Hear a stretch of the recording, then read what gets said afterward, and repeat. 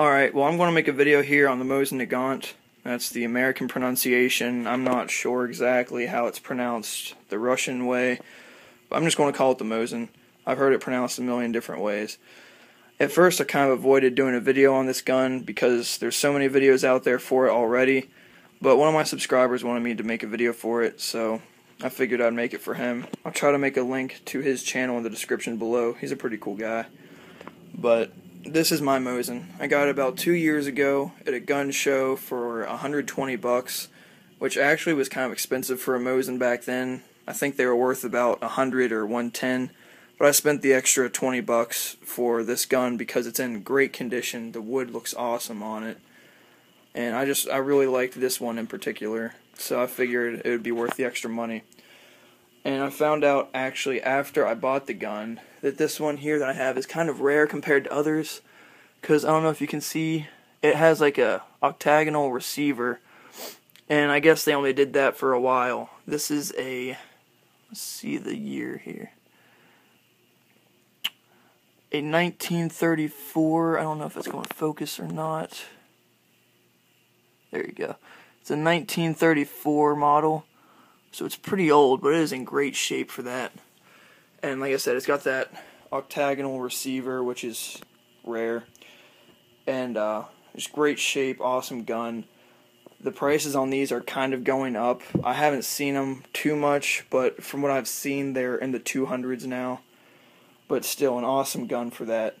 It shoots the 7.62 by 54R. Some people say it stands for Russian, some people say it stands for rimmed. I don't really know. Shoots the 7.62 by 54, and that's it right there in the middle.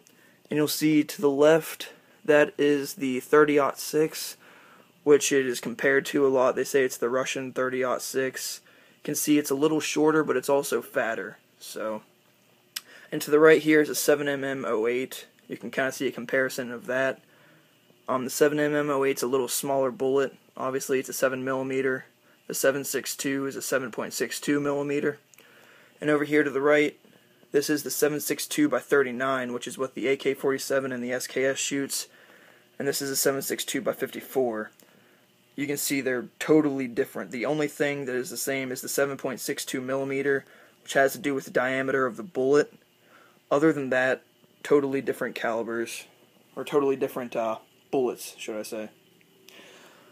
So, that is this gun. There's a lot of history behind this gun.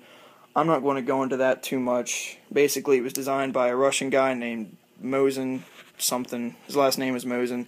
And some Belgium guy, I believe it was. His last name was Nagant.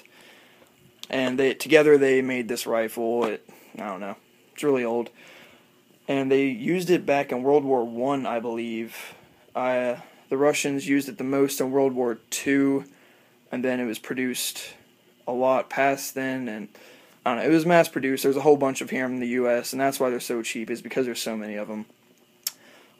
Breaking it down, again, there's a lot of other videos to do that you can look up, and I'm also doing this one-handed, so I'm not really going to show you too much, but basically, you just pull back the bolt, pull the trigger, and the thing slides right out. And then to put it back in, you pull the trigger and the bolt slides in. And the magazine here, I'll show you how to take that apart. Pull back on this. I don't know if I can do it one-handed or not. Okay, yeah, pull back on that. That pops open. And then you just squeeze in on this, and that comes out. And that is the magazine, the internal magazine. And you just squeeze in on that again. Slides right back in. Well, I need to hurry up because I'm running out of space, so I'm just going to edit in some video of me shooting it today.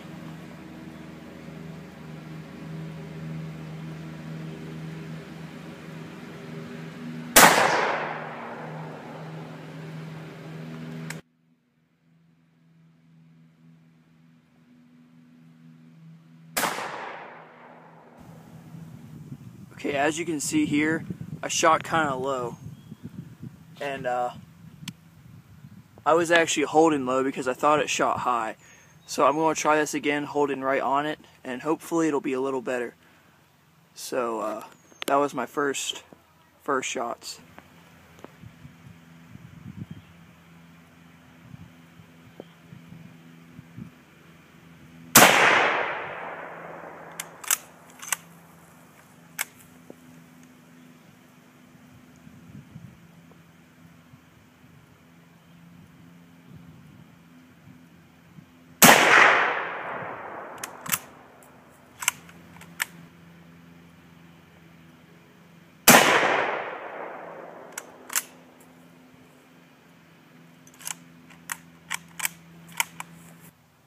Okay, so that was a little better, but as you can see, I'm still shooting to the right. So I might have to adjust these sights or something, but that's not too bad for that range. But I really like this gun. It's a good shooting gun.